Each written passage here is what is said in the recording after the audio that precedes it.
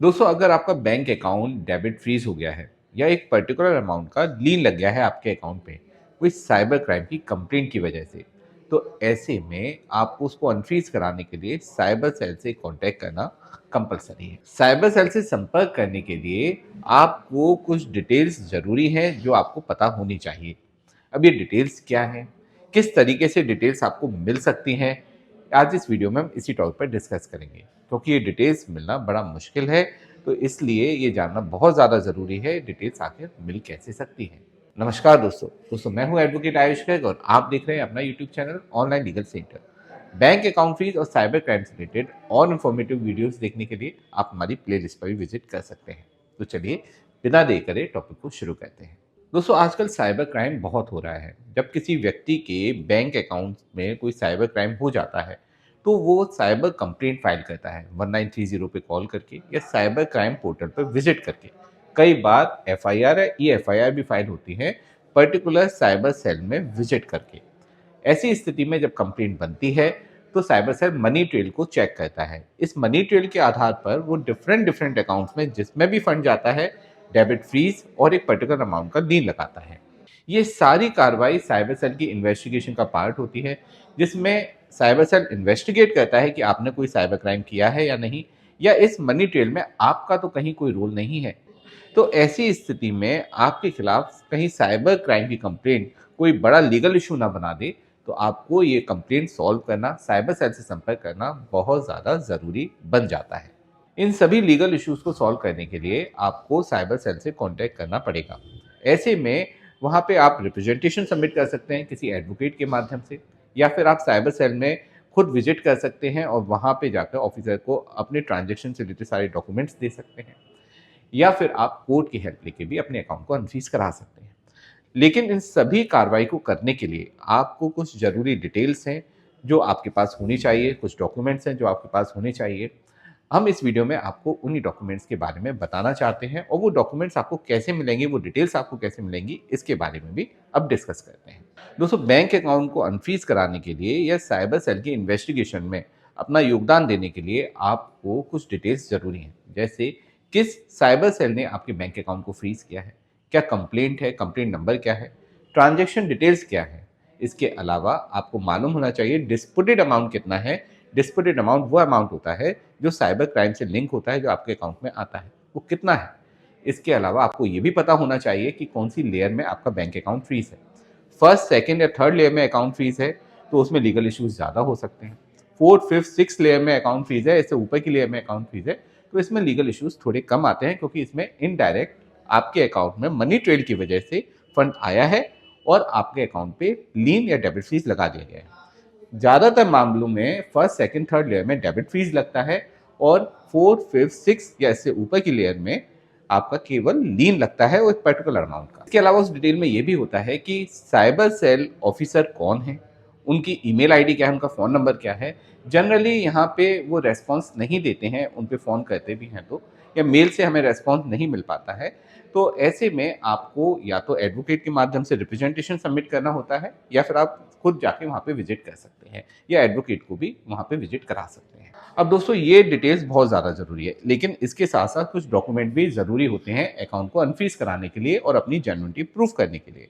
अगर आपको पता चल जाता है क्या ट्रांजैक्शन आईडी है, डिस्प्यूटेड अमाउंट कितना है, तो आप उस ट्रांजैक्शन आईडी और डिस्प्यूटेड अमाउंट के अकॉर्डिंगली अपने बैंक स्टेटमेंट से और अपने रिकॉर्ड से ये डिटेल निकाल सकते हैं ये फंड आपके पास क्यों आया है, किस व्यक्ति से आया है।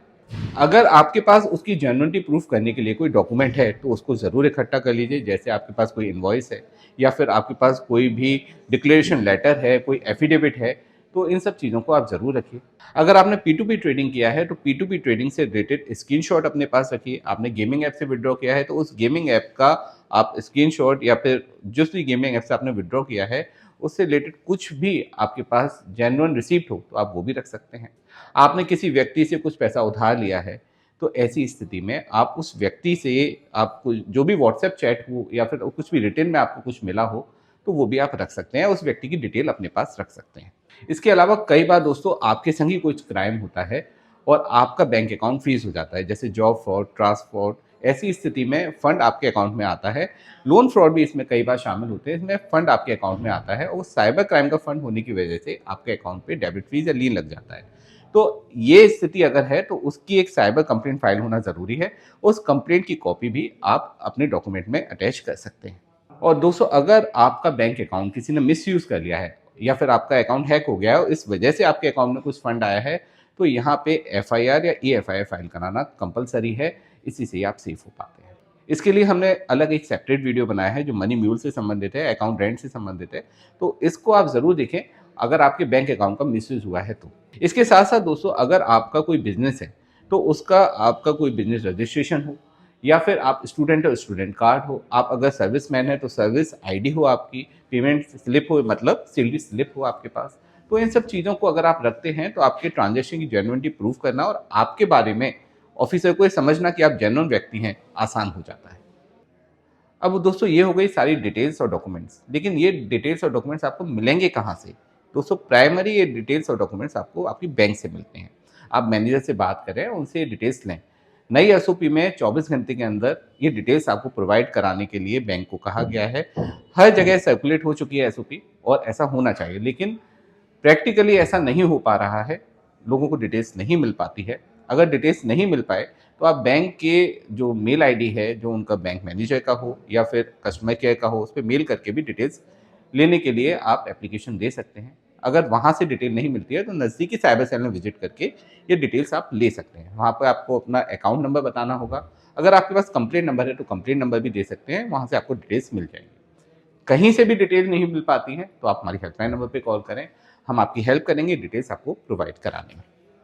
दोस्तों, ऑनलाइन लीगल सेंटर एक लॉ फर्म है, हमारे ऑफिसेज ऑल ओवर इंडिया है। बैंक अकाउंट फीस और साइबर क्राइम से रिलेटेड किसी भी इशू में आप हमारी हेल्पलाइन नंबर पे कॉल कर सकते हैं, हम आपके साथ हैं, आपकी पूरी हेल्प करेंगे।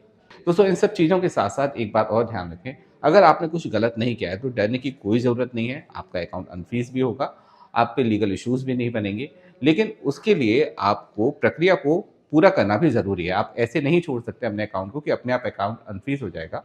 एटलीस्ट आप रिप्रेजेंटेशन सबमिट करें। नहीं करना चाहते हैं, जल्दी अनफ्रीज कराना चाहते हैं, तो आप साइबर सेल में विजिट करें। कहीं से कोई सॉल्यूशन नहीं मिल रहा तो फिर आप कोर्ट की हेल्प लेके इसे अनफ्रीज करें। कोर्ट से बहुत अच्छे-अच्छे इस समय ऑर्डर्स हो रहे हैं, अकाउंट अनफ्रीज हो रहा है, डिस्प्यूटेड अमाउंट होल्ड हो रहा है। वो आपको नहीं मिल पाएगा जब तक इन्वेस्टिगेशन चल रही है, लेकिन अकाउंट आपका अनफ्रीज हो जाएगा। अगर केवल डिस्प्यूटेड अमाउंट होल्ड है, तो आप इसको साइबर सेल में विजिट करके या रिप्रेजेंटेशन सबमिट करके क्लियर करा सकते हैं। लेकिन दोस्तों, ध्यान रखिए, डिस्प्यूटेड अमाउंट अगर लीन है आपका, बस अकाउंट फ्रीज नहीं है, तो यहाँ पे आपको रेलेवेंट डॉक्यूमेंट सबमिट करना ज़रूरी है, तभी आपका डिस्प्यूटेड अमाउंट आपको वापस मिल सकता है। लेकिन ये इन्वेस्टिगेशन का पार्ट है तो इसमें समय लग सकता है। दोस्तों, अगर वीडियो अच्छा लगा हो तो इसे लाइक शेयर कमेंट जरूर कीजिएगा। चैनल को अभी तक सब्सक्राइब नहीं किया है तो सब्सक्राइब भी जरूर कर लीजिए, जिससे आपको ऐसे ही लेटेस्ट इन्फॉर्मेटिव वीडियोस के नोटिफिकेशंस मिलते रहेंगे और आप भी लीगली अपडेटेड रहेंगे। अंत में सतर्क रहें, अपने अधिकारों के लिए जागरूक रहें और ऑनलाइन लीगल सेंटर से जुड़े रहें। मिलते हैं अगले वीडियो में। जय हिंद।